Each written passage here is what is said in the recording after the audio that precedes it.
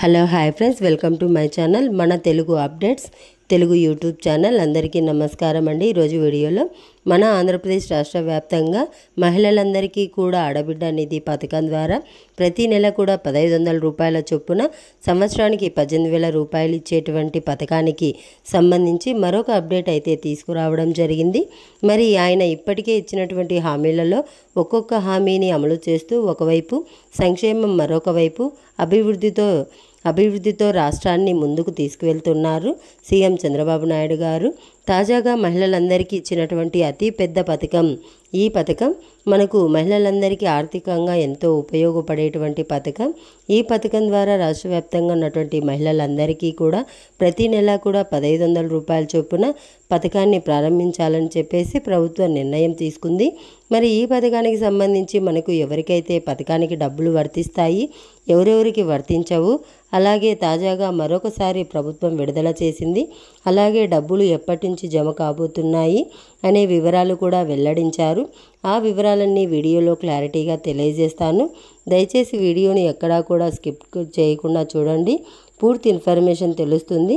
మీరు మన ఛానల్కు కొత్తగా వచ్చినట్లయితే సబ్స్క్రైబ్ చేయండి, అలాగే వీడియో నచ్చితే లైక్ చేయండి, షేర్ చేయండి, అలాగే ఛానల్ను సబ్స్క్రైబ్ చేసుకొని ఫాలో అవుతూ ఉండండి.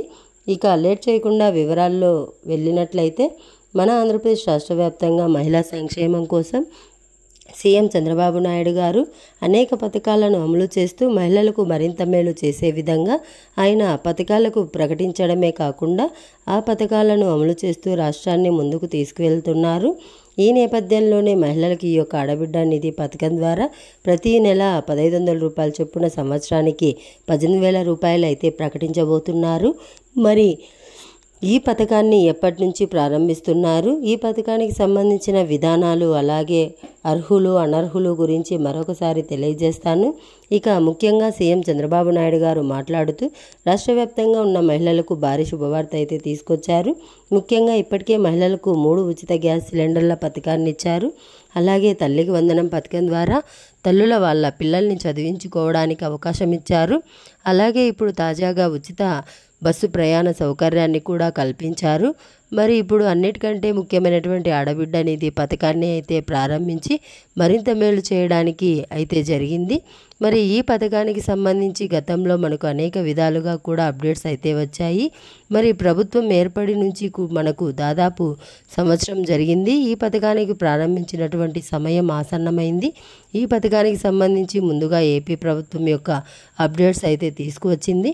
మరి ఈ పథకాన్ని ఎవరికి ఇస్తారని చూసుకున్నట్లయితే రాష్ట్ర వ్యాప్తంగా గత కొన్ని రోజులుగా ఏ కులాల వారికి వర్తిస్తుంది అని చూసుకున్నట్లయితే మహిళలంతా కూడా కంగారు పడుతున్నారు. ముఖ్యంగా గతంలో చూసుకుంటే బీసీ కులాలకు సంబంధించిన వాళ్ళకు మాత్రమే ఈ యొక్క ఆడబిడ్డ నిధి పథకానికి సంబంధించి నెలకు 1500 రూపాయల చొప్పున సంవత్సరానికి 18,000 రూపాయలు అయినా ఇస్తామన్నారు.